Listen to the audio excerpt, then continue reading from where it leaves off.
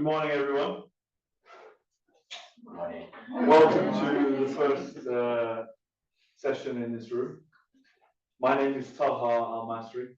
I'm a Clarendon Scholar here at the University of Oxford, and I will be your chair this morning. And I'll also be giving a brief talk of my own a little later on. Each of the talks will be around 10 minutes with 2 minutes for discussion. Now, I was going to say that you've chosen the best room today, but having a look at the rest of the talks that we have, we are really quite fortunate that there's some fascinating talks happening everywhere today. And so we're spoiled for choice. But nonetheless, a choice had to be made, and I'm pleased to have you all here with us. So turning from your choices to the act of not making a choice on the international stage, let me welcome our first speaker, Thu Katet.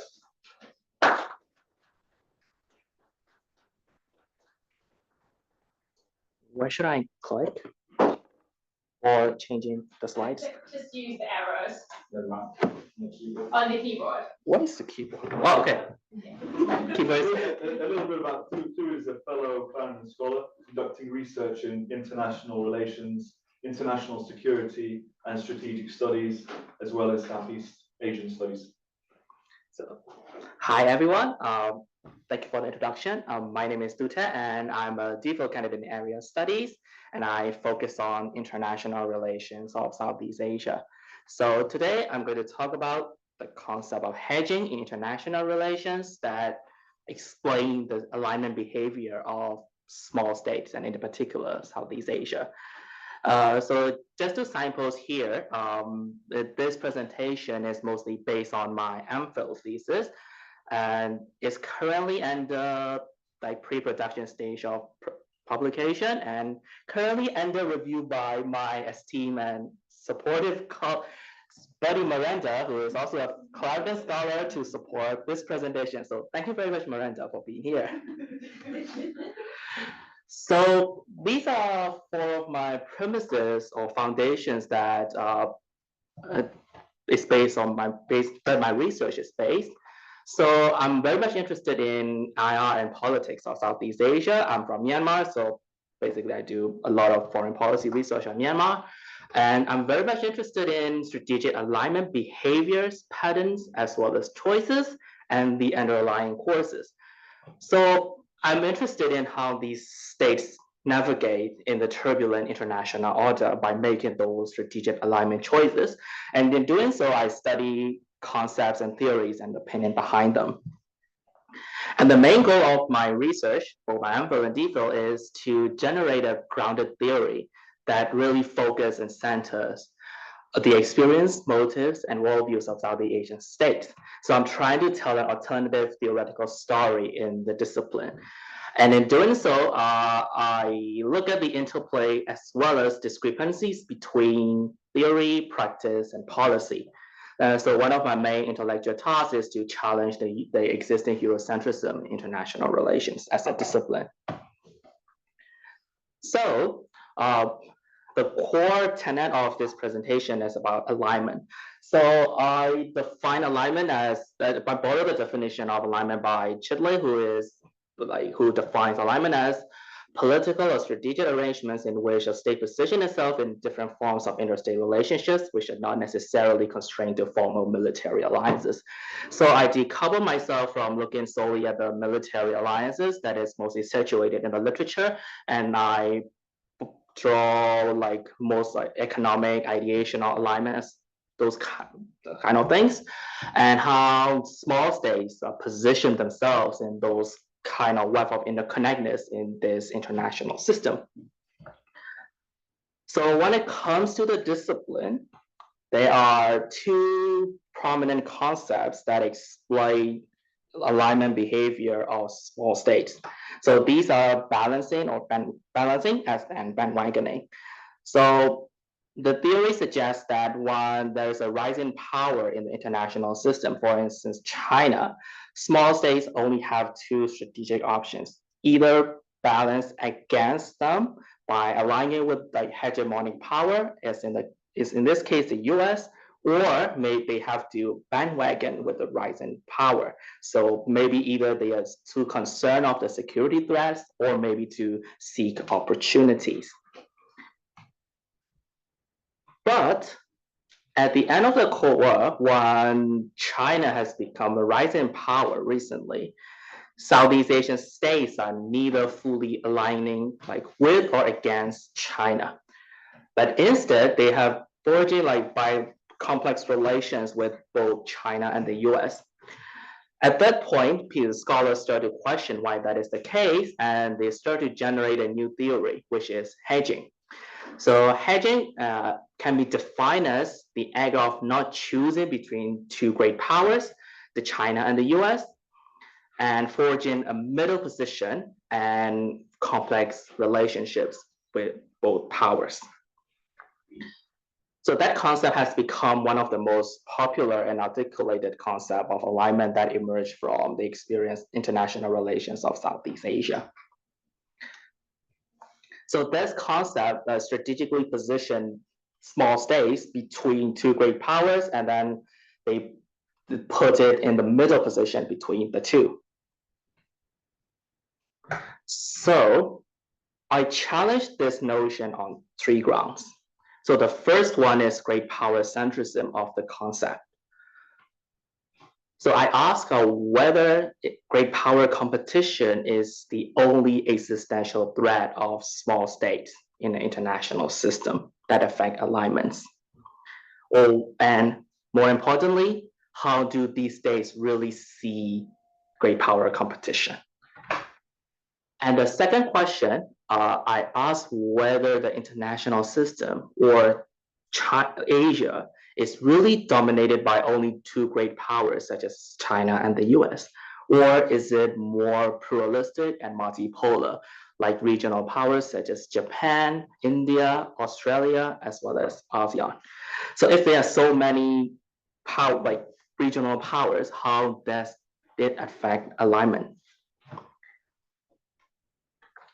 And the second question that I try to challenge the existing concept of hedging is, it seems to like persistently referencing to balancing the bandwagoning.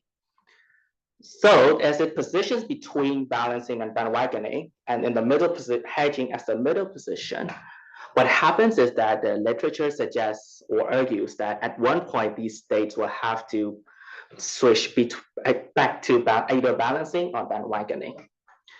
But I argue that this cannot explain the continuation of hedging by Southeast Asian states, even and in the first Trump administration, where the US-China competition has become more fierce.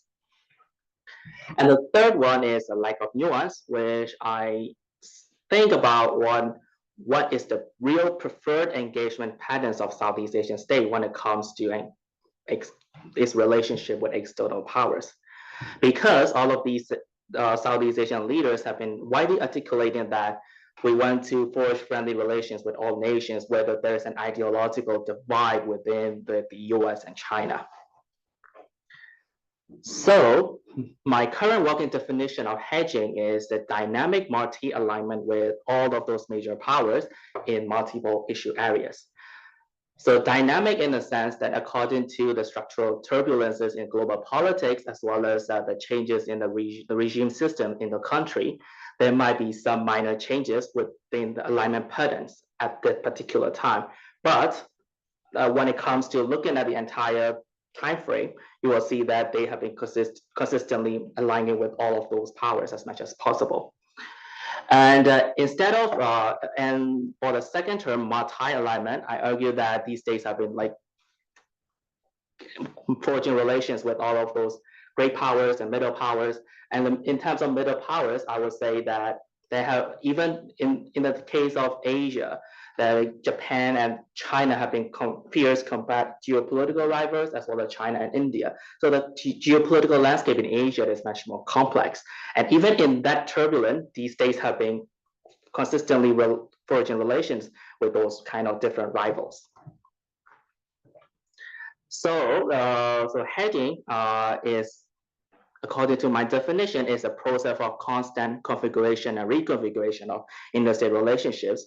That is more than like forging a middle position between two great powers. So for the major powers, I adopt a broader encapsulation of all great powers and regional powers as possible.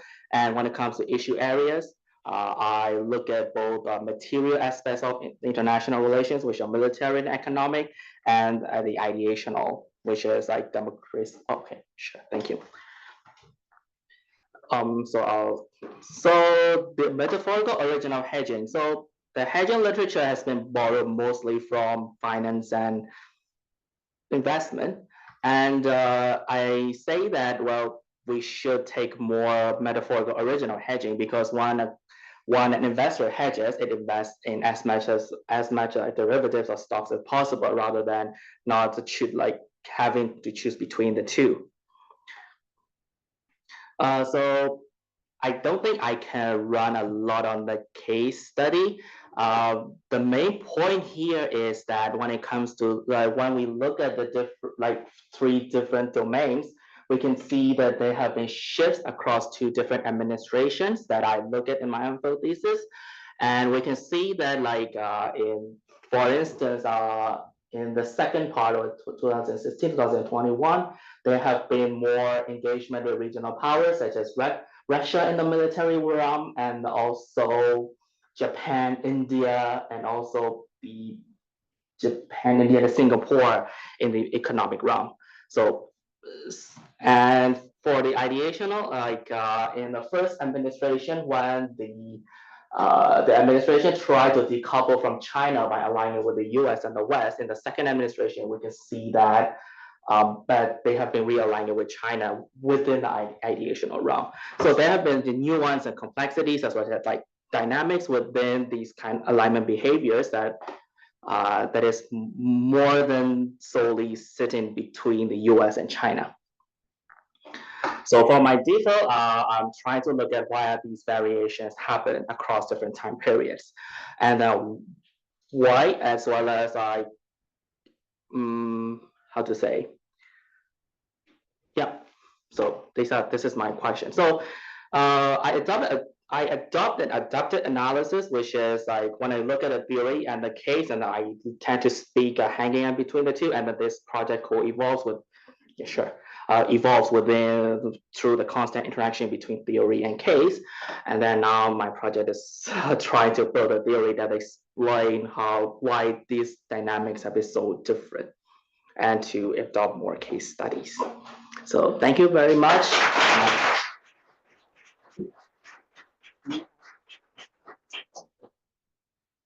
Thank you very much too.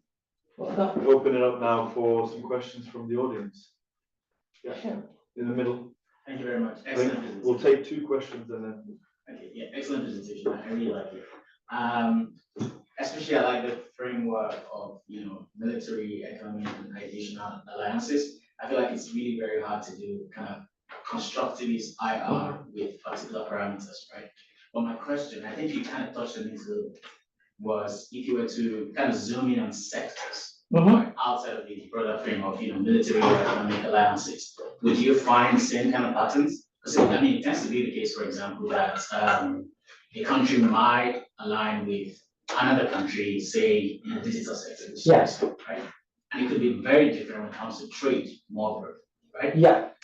So do you envisage seeing that kind of pattern? Yes. And well, is that necessary in this kind of look at? Yes, that's what I've been looking for. So in my case, Russia has been prominent actor solely in the military sector, but not in the either economic or ideational. For the case of Japan, that it is more prominent in the economic and to a certain degree ideational, but it's exactly not on the military. So I want to look at those kind of nuances within these 3 different. And I also want to expand the portfolio. I was thinking of what domains that I should include and exclude. That's still my process of thinking. Yeah. But thank you for the question. Okay, I think that's all we have time for this discussion. I'm sorry. 2 minutes really is not enough, I think, for a topic like this. It's my pleasure now to invite our second speaker this morning, Sonia Clarendon-Gates.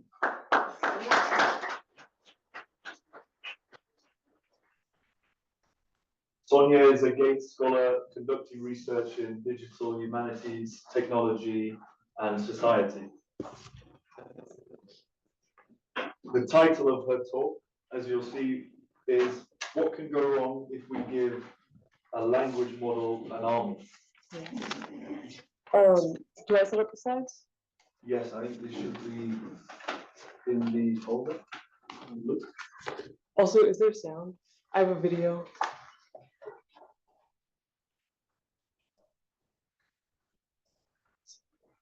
And I got a stopwatch to make sure I don't go over time. Let me start the presentation. Okay, there's sound. I think so. You'll have a go. Okay. Well, I'll reenact it if there's no sound. Wait, how do you use? Oh, it's this one. Okay, ready? Start time. Hello, everyone. Welcome to my presentation on the risk of AI militarism, looking at it from a decolonial and technical standpoint. So, what this entire presentation is going to be about, essentially, can only be talked about by the greatest man in the world, I think, Michael Jackson, if it's going to play. Oh.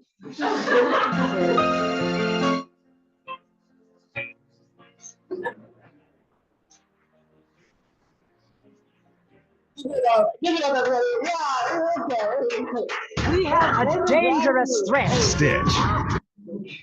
okay, so I honestly didn't really know how to start this this presentation. I think that's a great way of saying it. So the way that my current research works is I come from a technical background. I used to work at Google. Google's very complicit in the ongoing genocide in Gaza, unfortunately, through what is called Project Nimbus. They provide AI and cloud capabilities that the IDF uses to target and assassinate Palestinians indiscriminately and in a very automated and widespreading way. And so the way that I framed my work is first by using the Saidian decolonial framework based on Edward Said's work of Orientalism and culture and imperialism. Because with LLMs, it's a problem of weaponizing representation, which is what these works are all about. How is it that LLMs, which are mass producers and disseminators of information in the supply chain, end up with people dead? Okay, and then I look at use cases of LLMs in the military. So what are militaries all across the world, not just the US military, and not just the IDF, using large language models for in their applications? And the reason why I think the focus for Palestine is so important here is because the IDF is a very, very high-tech military, and not just within themselves, but even acts as a proxy for a lot of other militaries in the West, such as the US. A lot of their weapons do come from the US or other militaries from the West. And then from my background in knowing about the technical limitations of large language models, we look at the use cases of LLMs in the military, and we synthesize that with the decolonial framework to see what are the ethical risks of large language models in the military to the global South, to Black and brown bodies specifically, because there is a disproportionate harm. All right, so how did I set up the decolonial framework? Again, drawing heavily from Edward Said, there is this binary that he imagines. There's the Orient and the Occident, and they're extreme binaries. They're very big dichotomies. Where the Orient is this static, overgeneralized, they're this homogenous group. They're overly spiritual. They're inherently inferior. They don't understand. They're uncivilized. They're backwards. They're this. They're that. Whereas we, the Occident, we're the West. It's us. We are like the normal. We are so rich in thought and diverse in nature. We have German cars and French wine and Italian food. There's so much to us. We're civilized. We actually have. We're educated. We're a lot more forward thinking, and therefore that gives us the authority, right? And so representation is then also put into a science when it comes to how the Occident views the Orient, which is that the Orient needs to be studied. There's science. There's something that needs to be observed, right? They're not humans, right? Again, they're inherently inferior. They're the Orient. They're the other, okay? And so that contributes to what is called the othering, right? They're not like us. And knowledge production is then also used as a weapon when we have these observations, like the scientific study. And of course, it's objective, right? It's objective because we say it's objective, and our truth is the real truth. We, as the Occident.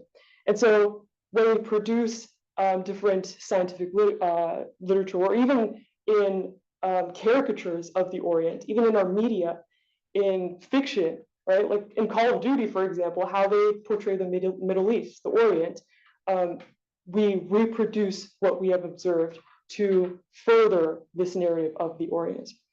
And then we use, this acts as a way to regulate the autonomy of Oriental identities through controlling the narrative. They don't get to speak on their perspectives, on their cultures. We speak for them. We know their culture better than them, okay? And in the end, all this representation, all this knowledge and dissemination is used in the end to justify military intervention. They are uncivilized, therefore we need to intervene and help that, when in reality, it's just spreading Western hegemony. So I'm not going to go too much into the LLM uses in the military, and these are just like the main domains, but within these, in my actual paper, there are specific use cases. I really want to get into the inherent technical limitations and talk about the synthesis of this with those use cases described before and using the decolonial framework. So number one is that LLMs are inherently always going to be biased. All these limitations are at this stage of our research unresolvable, okay? They're unresolvable. There might be band-aid solutions with like some bias mitigation techniques, but at their root, LLMs are still just stochastic parrots, as what Timnit Gebru would say. They just repeat patterns that they've seen in their training data. That's it. You can change the mechanisms a little bit here and there to give attention to different words or different symbols of words, but at the end of the day, they don't think, all right? They just reproduce what they have been fed. And so one really big problem is bias, okay?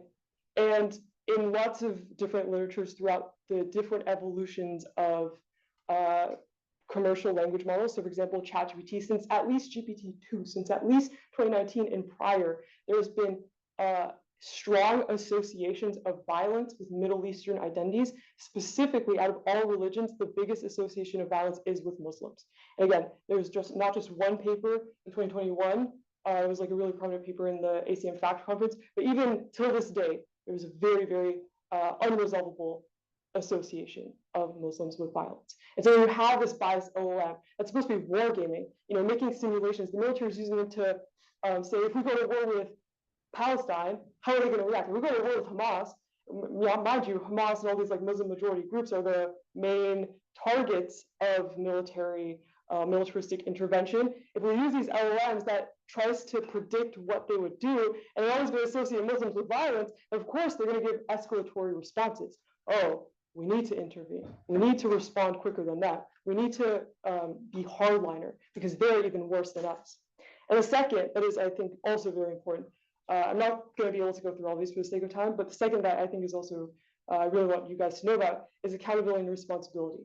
So not just from a legal perspective, but even from a cultural and social perspective, there's this anthropomorphism of large language models, which is that they're human-like. Therefore, they launder all accountability onto themselves, where the human, even though it's making the decision to use LLMs for targeting on civilian populations, as we are seeing in Gaza, and therefore humans should be held responsible because there's this mystical AI that's out there making the decisions. The humans are never held accountable when civilians die because of LLMs. It's the LLMs that are taking responsibility. Oh, it's the LLM. They thought for itself. It did its own thing. And so that's another big problem. In the end, when civilians die because of the use of LLMs, no humans, no person, no entity, no military is held accountable. That's something that we need to change. And the third one is, that I think is also really important before I skip to the next slide, sake of time, is data scarcity. So the IDF currently has created their own chatbot. IDF Unit 8200 has created their own LLM chatbot based on surveyed Palestinian data that knows that specific dialect of Arabic that they speak in Gaza versus the West Bank. That specific dialect, that specific slang that they use, was able to speak back to them in their native language and understand them as a Palestinian would. They essentially created their own artificial Palestinian, which is the ultimate form of surveillance. Okay? And this goes into this idea of data colonialism, where the observed individuals have their data without their consent surveyed and stolen, their identity stolen and reduced into a chatbot in order to reproduce more surveillance, heavier surveillance, and more understanding of them. Okay, and so some final takeaways that I want you guys to think about was, well, the most important one is, why should you care? Why should you, as people in the West, people of the Occident, care about what happens in Palestine? Well, because there's this thing called the imperial boomerang effect. Right? What's going on in Palestine, those same technologies are going to be used back here domestically. In the 2020 George Floyd protests, the same surveillance technology used to identify protesters was tested in Palestine just years before. Right now, what ICE and Palantir are doing in America, in the US, with targeting migrants, targeting people suspected of coming here illegally, even though a lot of them are US citizens, they're targeted with the same surveillance data in order to be deported. And that could be any of you. So I think I'm at time, at 10 minutes, so I'll stop right there. If there's any questions, please let me know.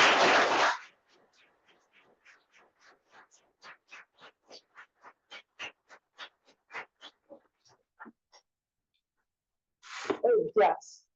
I have a question. What made you decide to focus on like large language models specifically as opposed to yes. forms of AI?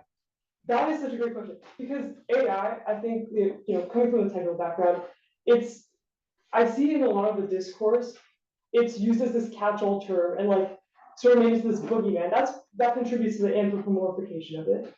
And AI is literally, like, to its most abstract form, it's an artificial intelligence. That's a calculator. That's a toaster oven with a timer. That could be anything that has that artificial intelligence. I think it's really important to be as specific as possible. Even large language model is a pretty big overgeneralization, because there's like text to text, there's natural language to SQL to natural language, there's generation models, or like mass language models. There's a lot of different ways to think about that. And I think being specific helps to understand that at the end of the day, they're just, again, stochastic parents. They just repeat the patterns that they've seen. But yeah, that's a really great question. Yes. Hi, that was a great presentation. This is not a necessary question. I just wanted to know, because you touched the idea of representation, and yes. you talked about Said and all of that. I was just thinking, if in thinking of how you're going to frame your theoretical framework to analyze this, have you thought of still reform? No, I haven't. This idea of representation, I think this really fits in with what we're saying, because obviously he talks about how media representation of certain culture is obviously constructed, and it's based on that idea that people have what they see on TV, they make this connection to the point where they think, oh, this is normal what's happening, because they're savage anyway, or they skip between themselves. I just thought that would be interesting. But also on the idea of surveillance, what came to mind when you were talking about, I thought about a Foucault idea of power and knowledge nexus. I think that might help.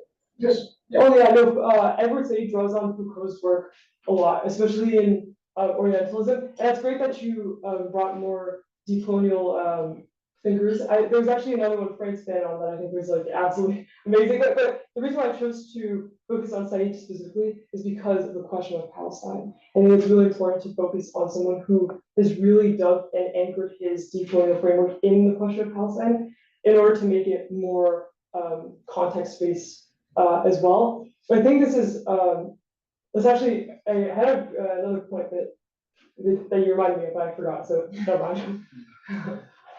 Thank you very much, Sonia.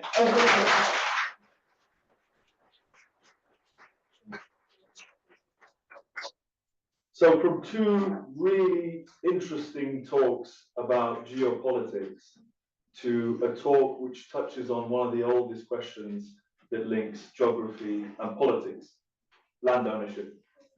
I'm delighted to welcome our third speaker this morning, Leah Anderson. I thought Clarendon was going next. I'm sorry. Let me just get mine up.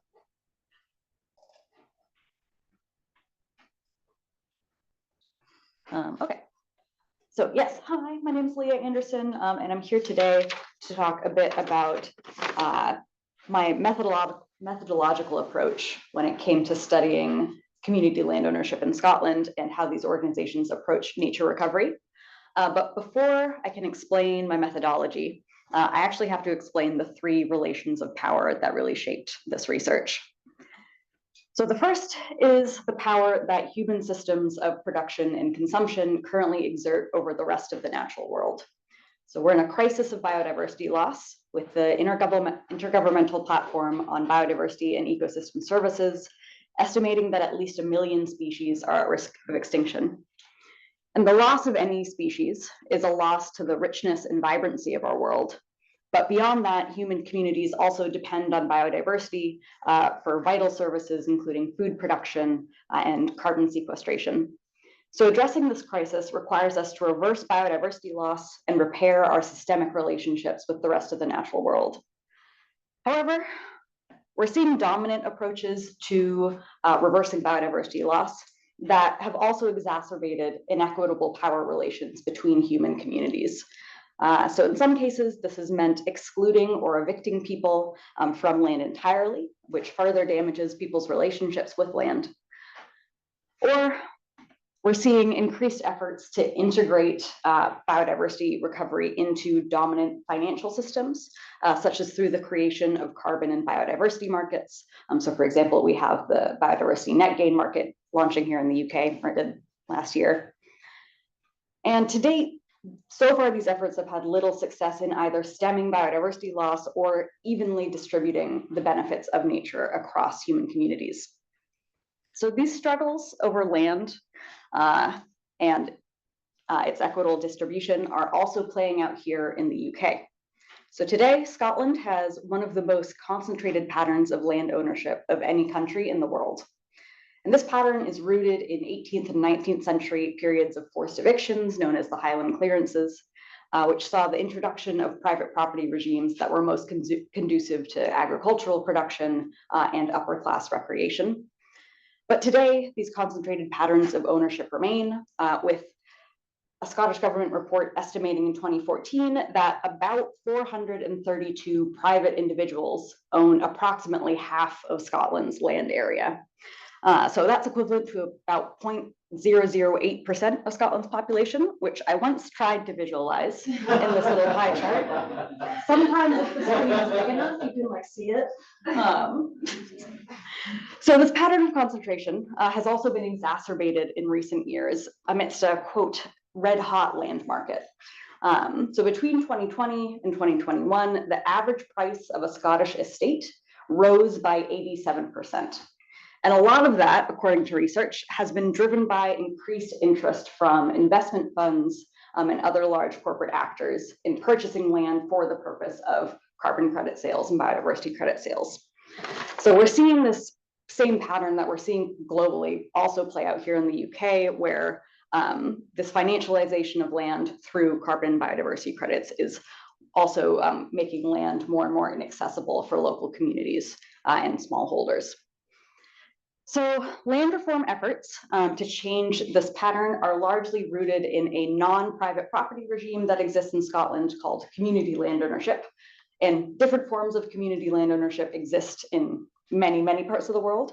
But in Scotland, what it refers to is organizations that are not for profit, that are democratically governed by people living within a specific geographic area. And these organizations allow community members to collectively purchase and manage land and assets. So my research, so also this is just a photo of some community land on Mull, where I work, where you can see some of their reforestation efforts going on with those little tree guards. Now, so my research explores pathways to nature recovery like this, that community land ownership organizations take that don't rely on exclusion or further privatization or the financialization of land and nature. However, that's only 2 relations of power, and there was one more that I did have to grapple with when designing this research, and that's the power of research over the communities that researchers work with and in. So this is a photo from the Community Land Ownership Academic Network's workshop on ethical research protocols.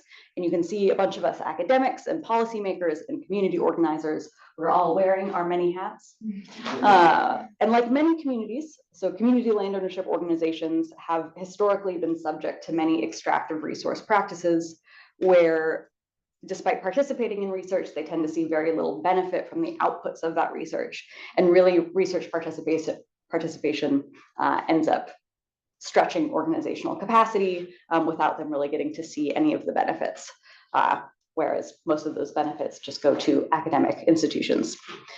So to address this imbalance of power, and by participating in this network, in this workshop, and engaging with different thinking around participatory research practices, I aimed to use an approach that fostered a more reciprocal research relationship with the needs of my organizational partners. So that process involved co-designing questions, methods, and outputs with members of the organization, attending community meetings, as you can see here, and this went ahead even in an electrical blackout that was all thanks to Storm Éowyn, and building iteration into the research design to help me remain responsive to the needs of my research partners. So all of that is kind of just to explain where I am in this research right now. So from co-developing that research design and questions to carrying out research through qualitative interviews and participant observation of organizational practices. And now I'm in a phase where I'm going to be returning to the community to present preliminary findings, maybe do some redesign and carry on. And it also meant prioritizing non-academic outputs, including a plain language report for the organization and presentations to community members, and making sure that those would be delivered before any academic outputs came out, mainly because academic outputs take so long that most people outside the academic sector really don't have time to wait for that. And next month, I'll be returning, like I said, for further iteration in the hope that this research will ultimately support the redistribution of power across human and ecological communities and our systems of knowledge. That's actually about all I got. Thank you very much. Thank you very much, Leah. A little more time for discussion.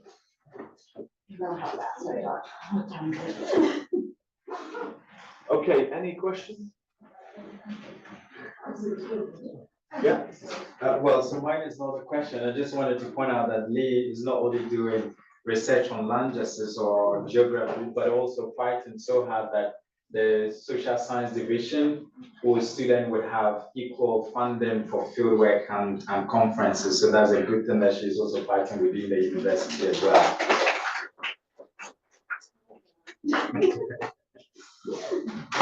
was going to ask, not so serious question, how are you coping with the logistical difficulty of having to, because I mean, I imagine it's kind of easier to do research, you go to the field once, get your data, and just come back and write up your analysis, rather than the back and forth iterative process. How do you find that differently? Where's that sort of support coming from?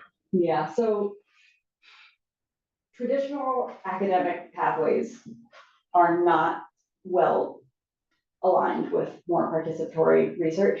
The main problem has always been timing and just having very, very different timelines about when things can happen, at what stage they can happen. And so a really traditional academic pathway, like we said, you do ethics approval, and then you're in the field for a year, and then you leave the field and you process your data, and then the outputs come out.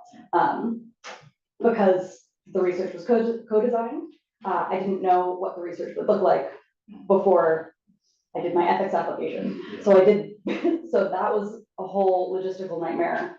Even the timing, the way the geography DPhil is structured, was really not well suited to this. So I ended up negotiating with the department and moving around a lot of deadlines and getting a lot of exceptions and asking for yeah, a lot of approvals of things that aren't really allowed on paper, but you can kind of finagle your way into getting the department to let you do it.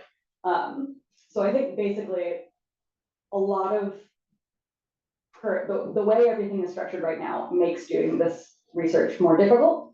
But I also went in with the knowledge that most academic rules are pretty fake and are really just people kind of deciding that something should happen, but really if you just then email them, they'll be like, okay.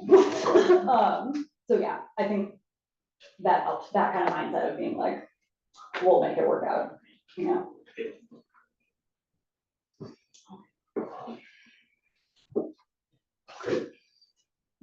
Oh, wait, do we have one? I don't know if you have time for this question.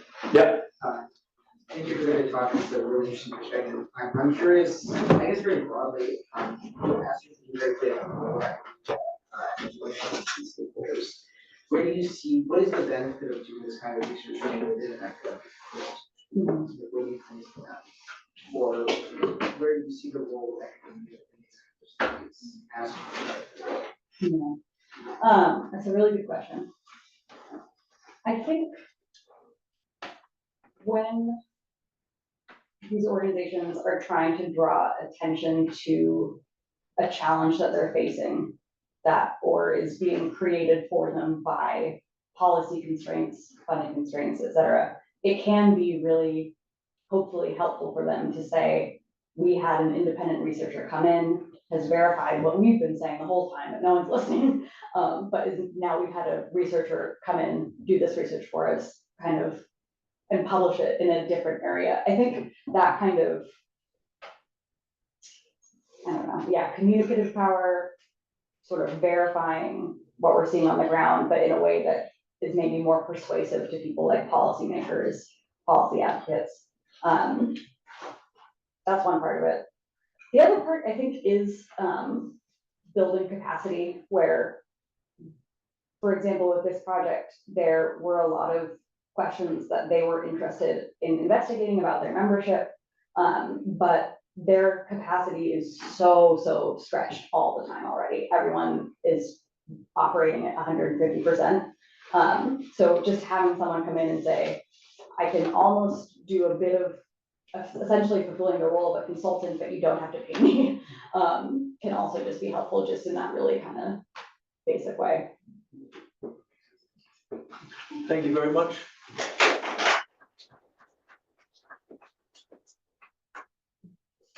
Please now join me in welcoming our fourth speaker this morning, Mayumi Sato.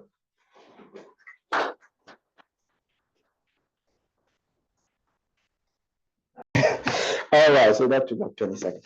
But okay, so BSAP. So for those who are familiar with Francophone Africa or African politics in general, you'll notice recently there have been loads of talk about what's going on in Francophone Africa, specifically how France is being kicked out of many of those countries, even the US bases in Niger as well were kicked out. So some scholars have attributed that to what they call anti-French sentiment. I don't agree with that, but that's what they say. Some talk about the renewal of kind of Pan-Africanism ideal. Some people say because people are now tired with politics, especially in the context of Africa, so they're looking for different ways. And then you have people who talk about youth-led movement, who are redefining what it means to be a citizen, and I'm interested with those people. So here, this picture, you have a protest in Africa in general. Just before I go, anyone have heard of Senegal? Good. Yeah, it's a country somewhere in Africa, West Africa. Just so okay, there was American here, so it's important to say that so that they don't get confused. So now introducing the BSAP. So BSAP debate is this kind of meeting that happened in universities across Senegal, but mostly in Dakar, which is the city, where people, young people mostly, not always, but young people mostly, into the bedrooms, so the dorms, and they organize it. Why this happened? Because when they wanted to do, like we are very lucky here, we want to do something, we can just, hire a room, and then you have the room and everyone is here. The government didn't, really care. that's not always the case in Senegal. Although it must be said, Senegal, when you compare it to other African countries, is very, very open politically. So just get that straight. But still, they're very constrained. So these kids, I was gonna say, but they're not necessarily kids, but like these young people, they meet because they come meet outside in dormitory, and they talk about well, what is important here, I should say. So the Bissau here is the juice. It's a Senegalese juice, so locally produced. Everything is produced there, and they drink this during those meetings. That's what they call Bissau deba. So you gather around someone's room, and then you drink this juice. There's a meaning to that. Now, if you see on the other picture that people outside, whenever they can, they try to do outside to get more people involved. Whenever, but it's often the case once the police find out that they're discussing this very, what they say, anti-colonial thing, because obviously many of you will be familiar with it. There's some African leaders who are there in a puppet of the colonial system. So they always go after young people who don't want to do that. Now, beyond the whole Bissau debate, you have FRAP. FRAP is just the front for anti-imperialist and Pan-African revolution. So these are people that come together. They want to have an Africa that is independent. Okay, so they're not anti-French or anti-American. They're just pro-African. That's I think very, very important to say that. So they came to life 2017, but they've been around for working underground, but they come to life a little bit since 2017, 2018, when France start feeling like their interests are being really menaced in Africa. Now, why am I starting this subject about? I have two questions I want to know. How does these meetings function as a space of what the colonial theorists called epistemic disobedience, and how during those meetings a sort of alternative subjectivity or what we call political identity is formed. So that's what I'm interested in. The second question I wanted to what extent then this debate, so these meetings represent a sort of rupture between all the form of Pan-Africanism and how they operate within a, like a node within a broader system or network of resistance, basically. Now, to do so, I am using an integrated kind of a framework where I'm putting Foucault and decolonial theories together. Now, why? Because Foucault ideas of power, knowledge, subjectivity for me are crucial to understand this. But we also know Foucault's been critiqued for being very Eurocentric. So to kind of situate his ideas, contextualize his ideas, I'm going to put the decolonial kind of thinking so that we know what we're talking about. And then it will allow me to analyze what decolonial, if you call it, the colonial matrix or the coloniality of power, coloniality of being. That just means like, yes, we talk about African countries being independent, but we also know they're not really independent because they operate within global system that maintain them in that situation. So it hasn't really changed. Now, the methodology, very quickly, is a mixed method. I've done like sample purposive sampling where I've targeted like members of this organization. I wanted to talk with them, but I also I've sent surveys, I've asked questions, obviously, and then I'm doing like a thematic analysis and critical discourse of how this works. And now these are my preliminary findings. So what I found is like this space function as a place where people come together. They have like this very revolutionary kind of thinking, right? So I just call it like a rejection of Eurocentric knowledge system. So it's an active engagement with ideas that for people who have this idea of modernity would think this is dangerous, or it's backward. Why can't you say like drink Coca-Cola instead? Why are you taking this very backward juice, People that think modernity, because when you're thinking about, someone chilling, having a good time, it's Coca-Cola on the beach. They don't do that. You know, they're taking Bissau, which is a locally produced juice at home. They're not taking something important. So there's a kind of agency that is there. They're reclaiming what is theirs, you know, in terms of knowledge system. It's also a place where, you know, subjectivity are shaped. How they start looking at, rethinking of how they conceive themselves within the global structure of power. Who are we? How do we define ourselves in relation to what is going on? So in here, what I noticed in the paper I want to go further is to look at this idea of where nationality and like nationalism, and because not just in Africa, but like across Europe also, or the West, this idea, you know, America first, this first, they're trying to get away from that. It's not about Senegal first. It's about how do we define ourselves, you know, within this global structure. Because we have like a homogenization of culture these days, you know. They're trying to stay pure, but also knowledgeable of what's going on around them. So it's not about blocking, it's about opening up and accepting that other people are coming in, that we respect who we are. Right. And then I look at as a transnational, so the building kind of relationship with all the movement across Africa. So those are my preliminary finding, and then I'll stop there. Please add me on LinkedIn.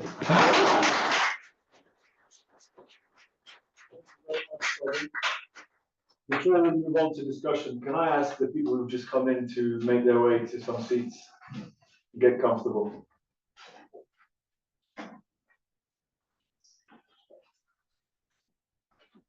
Okay, questions? Yes, in the middle and then Lee in the front. Thank you so much, Audrey. I have so many questions. So I'm trying to have So the first one is kind of in the broader context of France, right? I think Senegal is probably kind of slightly different case to this from, you know, the AES, Mali, Niger, and Burkina Faso. My question is really whether this is a question of sovereignty rather than, I mean, two go hand in hand, right? Like decolonization in some way. But if you look at Ibrahim Traoré, for example, you kick out the French, so what? And then you replace them with the Russians, right? Technically, right? In some way, you don't have comprehensive independence as much as it should be. So, for example, the military, the Russian military has replaced, you know, the French military. And more people are dying. It's kind of more practical and plausible question. So I wonder whether this is more a case of sovereignty. Like I can choose whoever I want to choose, right? I could choose the French if I want. I could choose the Russians, but I don't have to be forced to choose the French, right? Then, you know, decolonization. That's the first question. The second one is around dissidents versus, you know, coalitions. And so when these guys gather, so if you see a little bit push for a lot of the anti-French coup that's happening in the Sahel is actually, there's a domestic factor there, which is like, we don't want the French anymore. So it seems to me like this kind of coalescence between the citizens and the government rather than, you know, sort of political dissent with the domestic authority. I don't know if my questions make sense. Yeah. I think it's important that we thank you very much first for asking it. For those who are not familiar with you know, African politics, I think it's important that we make it clear in the context of the Sahel. So we're thinking of countries like Niger, Mali, and Burkina Faso. Even within those three countries, you see it's very different in a way how they want to obviously end this kind of what they call imperialism. And it can be very easy for us, you know, outside to think, oh yeah, they've just replaced the French with Russian. I don't subscribe to that idea. I don't think that's the case, because even when you listen to Traoré speeches, it's very clear in the idea that we've been with France for, I don't know, forever. They've told us we are poor, we are like the under people of the country, you know, and they've been there. Now, maybe it's time that we took our responsibility. We wake up and now we say, okay, you get out, but you don't want to go out. You told us we're so bad. Why do you not want to go? It's like you have a girlfriend. Every day you tell her she's so ugly. And then she decides to leave, then you start crying. Okay? That's what's happening with France. Russia is coming, and if we watch what Traoré said when he went to the Putin recently, it's very clear. Say what we want is strategic kind of partnership first, right?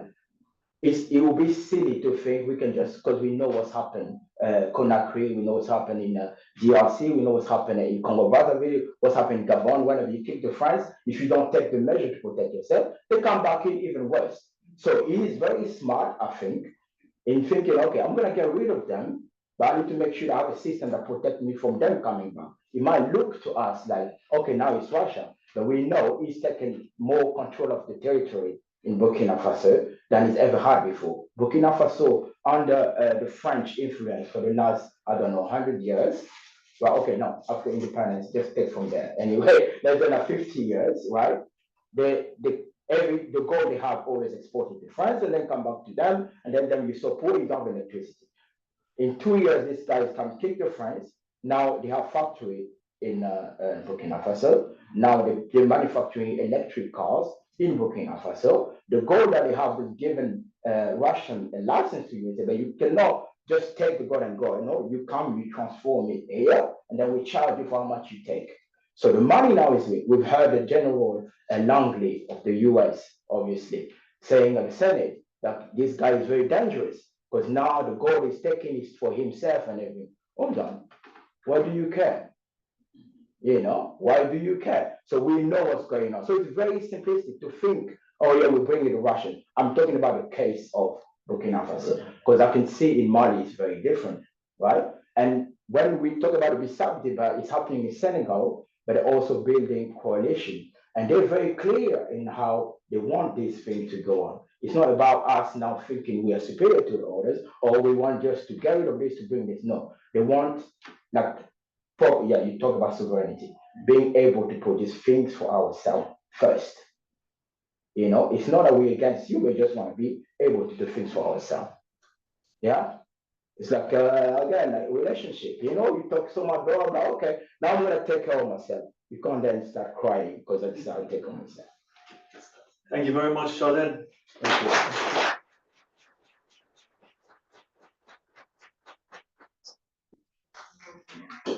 Right, it's time now for me to address you as a speaker for my talk.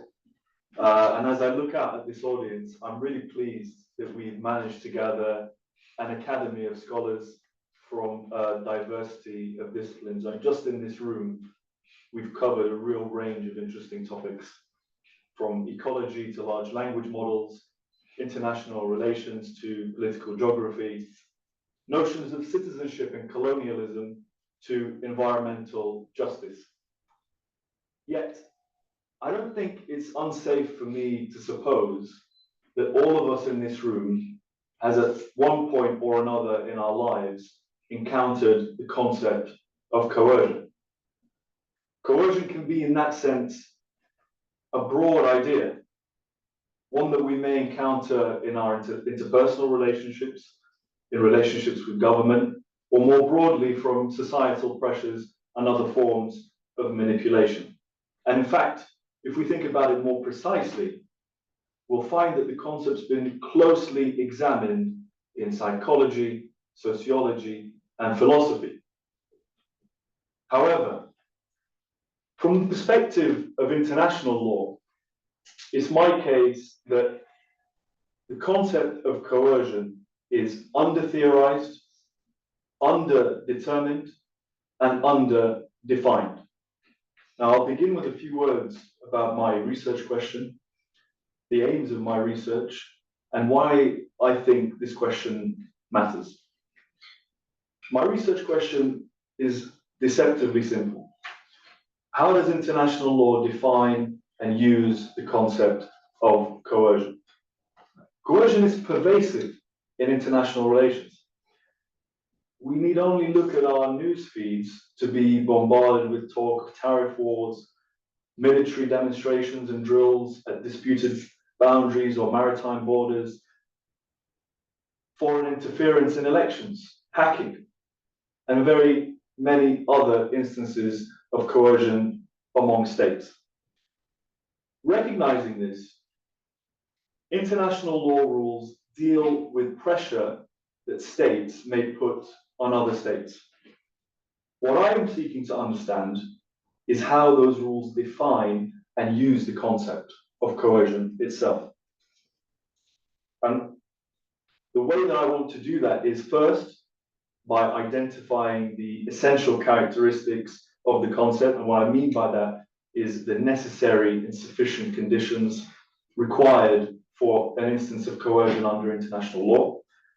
Second, by determining what the necessary and distinct implications, what actually follows and does not follow from an instance of coercion in all the different areas that it arises in international law.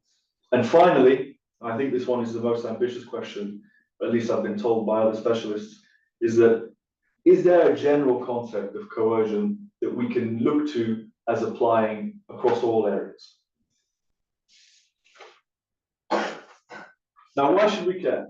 I mentioned the three reasons to begin with, and I'll just focus on the first of these today, that coercion is conceptually underdefined in international law. And I'd like to demonstrate this with a vignette,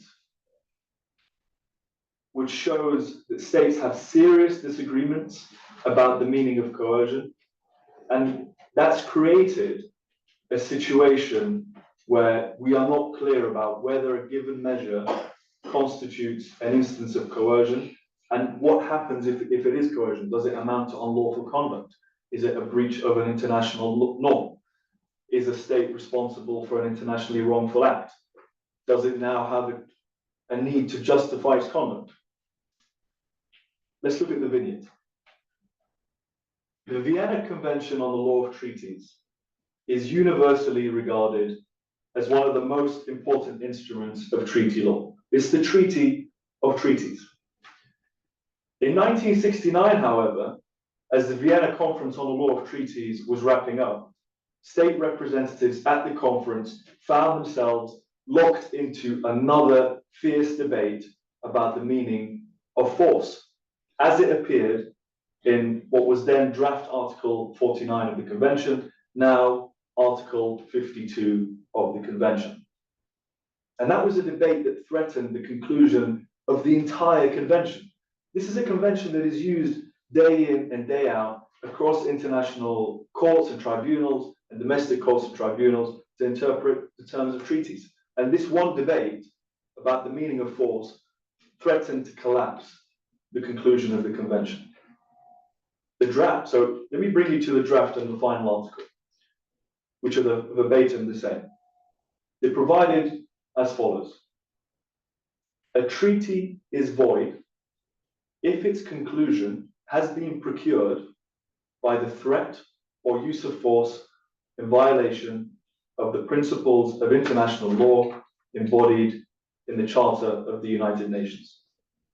Now, 19 states, led by Afghanistan, formally tabled an amendment to add the words, and they're very simple words, they seem, economic and political coercion, after the phrase threat or use of force as falling within the concept of coercion.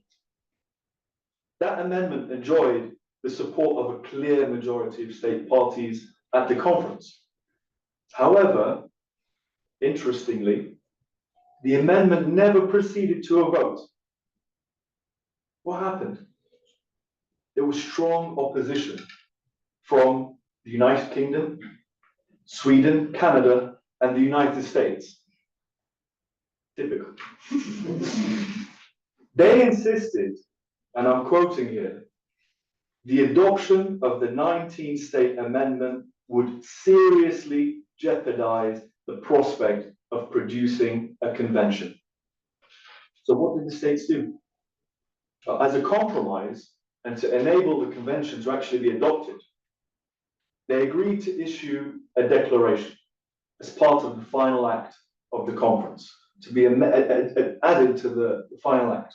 Not in the treaty itself, but a declaration. The declaration was titled, "The Declaration on the Prohibition of Military, Political, or Economic Coercion in the Conclusion of Treaties." And it said that the states solemnly condemn the threat or use of pressure in any form. So a really broad idea here, pressure in any form, not just the threat or use of force. whether military, political, or economic, by any state in order to coerce another state to perform an act relating to the conclusion of a treaty, in violation of the principles of sovereign equality of the states and freedom of consent. Now, I've just given you a small look into the definitional difficulties we have with the concept of coercion in the law of treaties. But this is symptomatic of the concept across all areas of international law in which it figures. The result of that is that we don't have a generally agreed authoritative definition of coercion in the legal doctrine. As a result, it's difficult to determine the implications of coercion in terms of state responsibility and justification. And so what we're left with is a situation where we can't even tell whether coercive economic measures are improper. And that's a statement that we get from previous UN Secretary General. That's all I think I have time for with this particular. There's many more problems that I could get into, but maybe the questions will give me an opportunity. Thank you.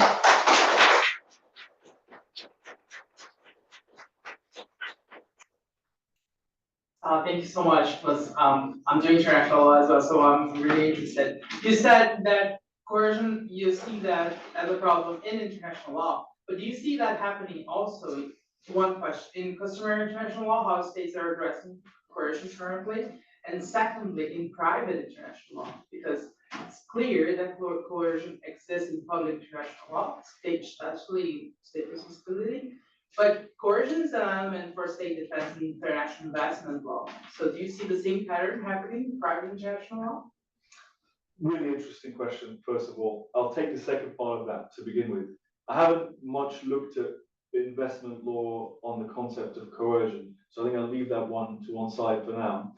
As for customary international law, when we look at the landscape, we have a slew of resolutions, declarations, ministerial statements, comments by states across the last 5 decades, using terms like states have a duty to refrain from the use of coercion, they can't use they can't coerce the will of another state, they can't extract an advantage by the use of coercion. All of these terms, all of these statements crop up again and again in UN General Assembly resolutions, Security Council resolutions, and declarations and whatnot. The question that I need to grapple with, and it is actually a question that you rightly touch upon, which I'm dealing with, what is the value of these? Are they just political statements? Or can we look to this body, this set of instruments, and say, actually now, states consider as a matter of customary international law that there is a prohibition on coercion? I think it's a really difficult question. States are quite reluctant to extend the definition of coercion beyond threat and use of force, because threat and use of force, at least when you come to think about all the possible measures, coercive measures that a state can take, threats of force and uses of force are a little bit easier to deal with and regulate, right? Not to say that they are easy, but they are a little bit easier to deal with. And so I think it's not quite clear.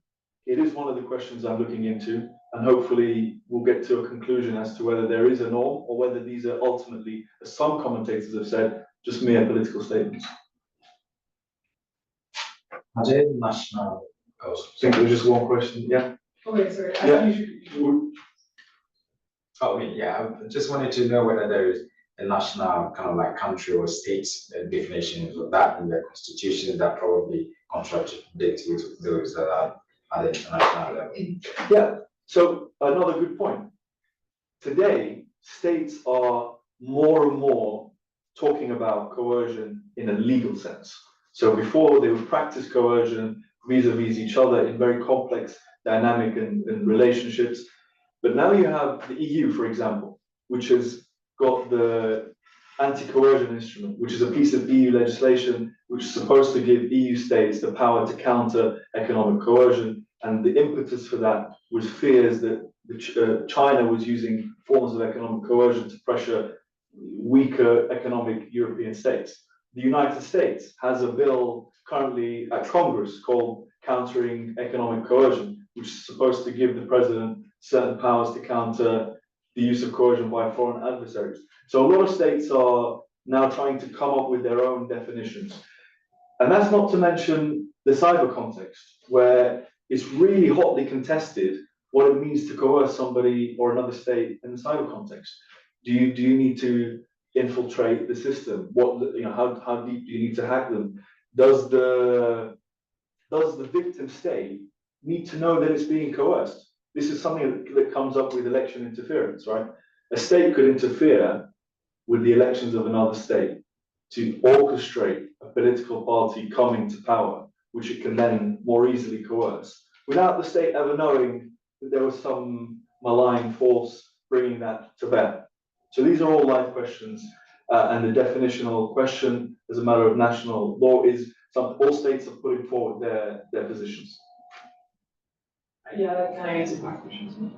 Okay, well, thank you very much.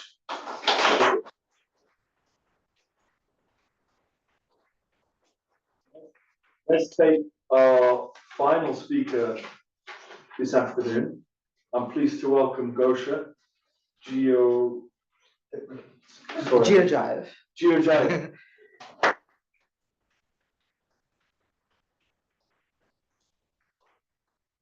Gosha is a Gates scholar, and he's conducting research in climate prediction.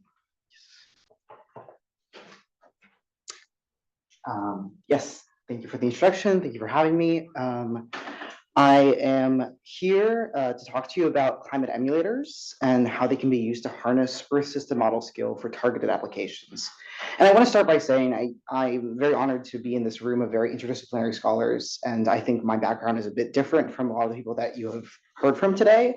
I come very much from a scientific background in physics and statistics, and I've been working a lot with large Earth system models and thinking about how we can make them useful for people outside of the fields in which I have my training, and how we can connect across disciplines and across fields where climate is going to have an impact, which is pretty much all of them.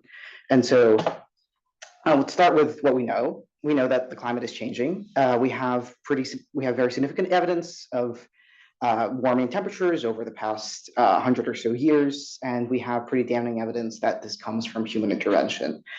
There's a lot of things to be said about the actual issue of climate change and how we can try to kind of slow the rise or even turn it back around.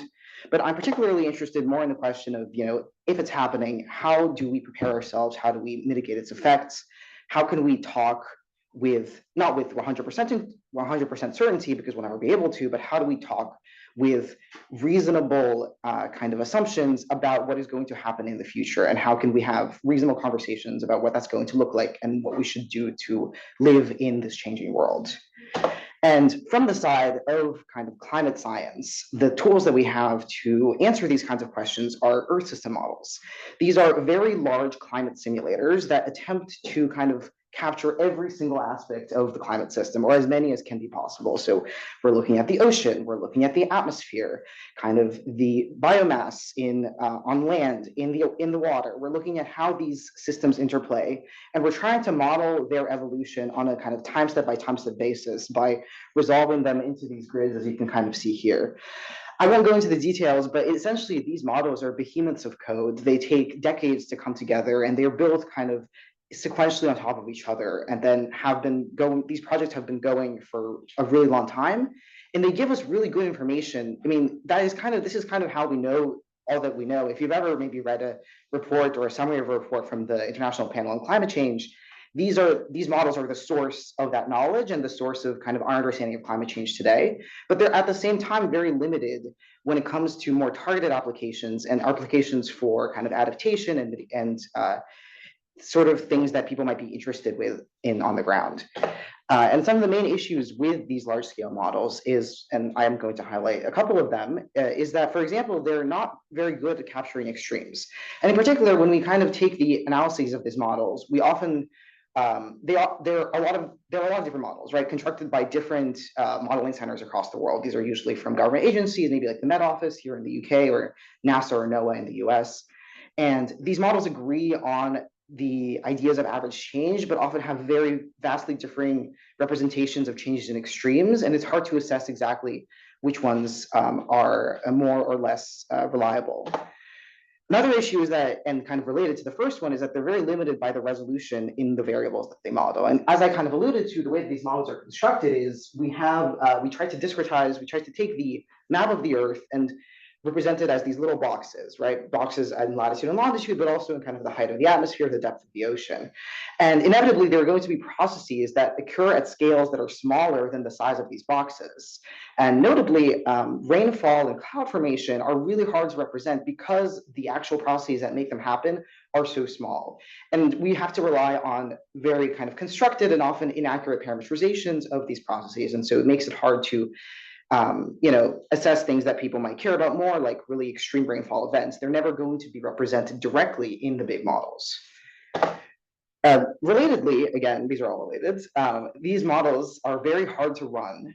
They're very expensive to run because they are very large, they take a very long time, and it's very expensive to have, you need to have access to really large computers, supercomputers, in order to run them, which limits both the sorts of experiments that you can do, but also who's doing those experiments, right? And where this kind of knowledge is being created.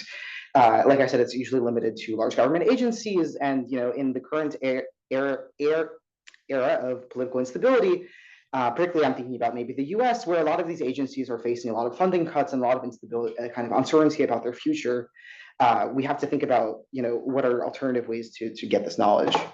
And finally, like I said, they're limited in which future scenarios they can explore, right? Because of all of the issues with the kind of scale of these models, it takes we can usually only run them for a handful of scenarios. And so in particular, the ones that are being used right now with the previous generation and the upcoming generation of models are these SSP scenarios, which are agreed upon by extended international collaboration as being various possible plausible futures of maybe cooperation or discooperation. You can have like the SSP 585, which is this like really red one that just keeps going up and up as kind of like business as usual, or some more optimistic scenarios. And of course, these are never, the reality is going to be none of these, right? We're never going to get it right. And there are so many possible futures that can depend on so many different factors.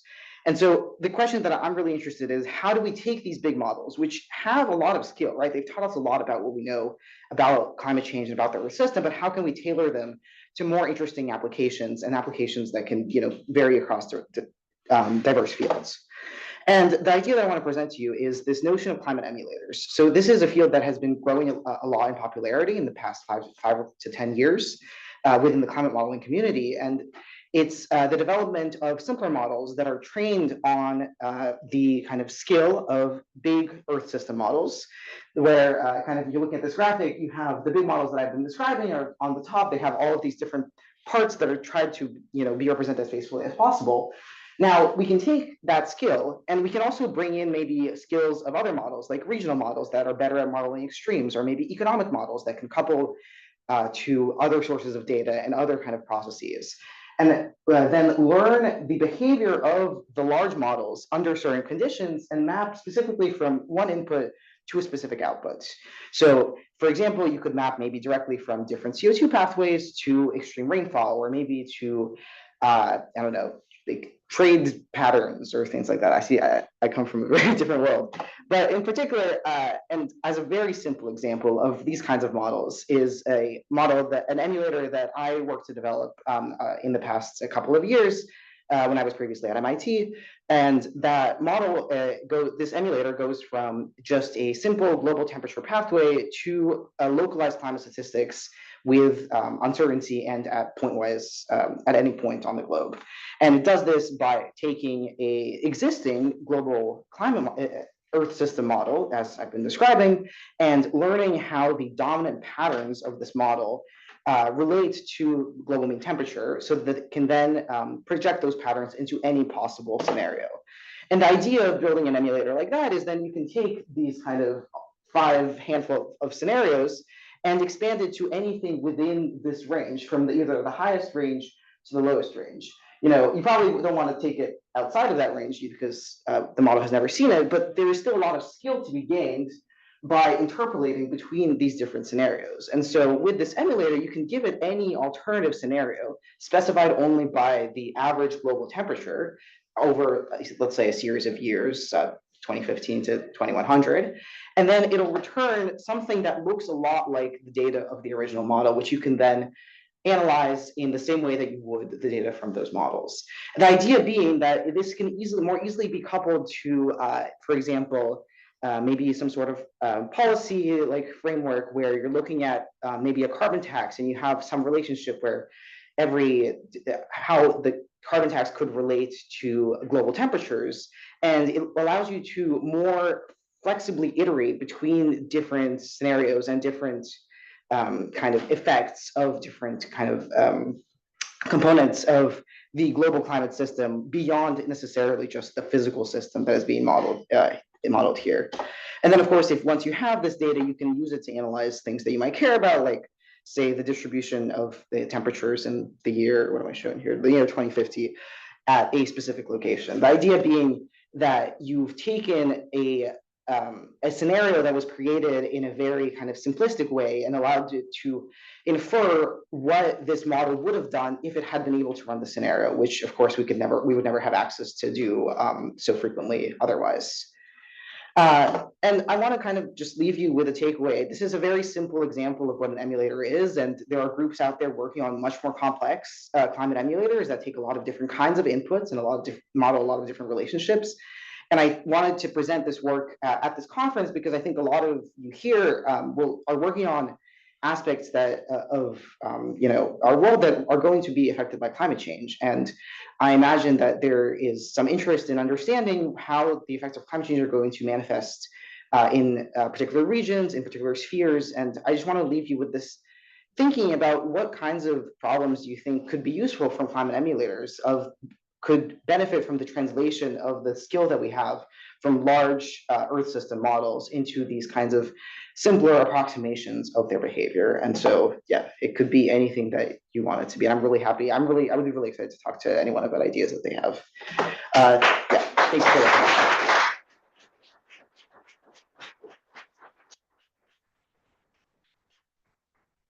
Thank you very much, Gosha. Thank you. Yeah, so as someone who studies primates, many of whom are critically endangered, stuff like this is incredibly interesting. So thank you so much for your talk. Are there, I guess, any applications to this that you find most exciting? I know you just posed that question to us, Yeah. but what are the directions that you think this is going to be really beneficial in?